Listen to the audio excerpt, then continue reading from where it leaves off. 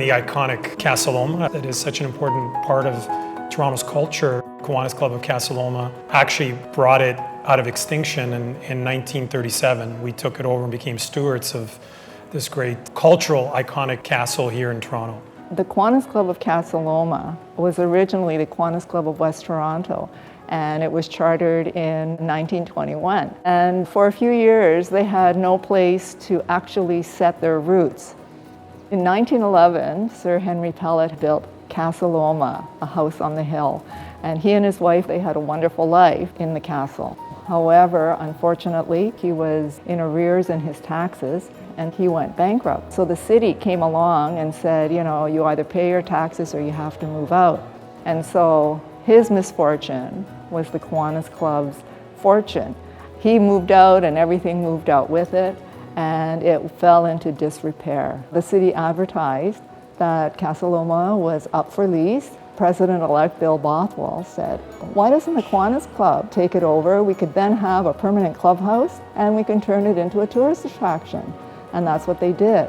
So when they came into the castle to clean up, there was water everywhere. They had to replace all of the windows. The roof was leaking. There were rodents. So it was really a terrible chore. But the members pulled together faithfully to clean up the place. There was a tremendous amount of work, dedication, and effort that was put in with a group of very dedicated, committed volunteers, individuals that worked very hard to bring it back to what it is today.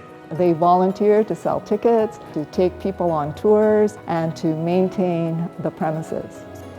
It's the Casa Loma that we know and enjoy today.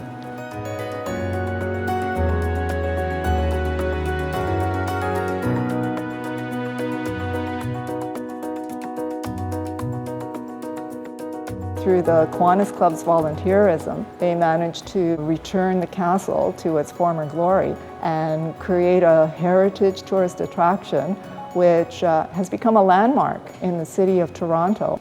That is truly amazing because, you know, as a club, you can sort of turn inwards and just do fundraising and dole out money.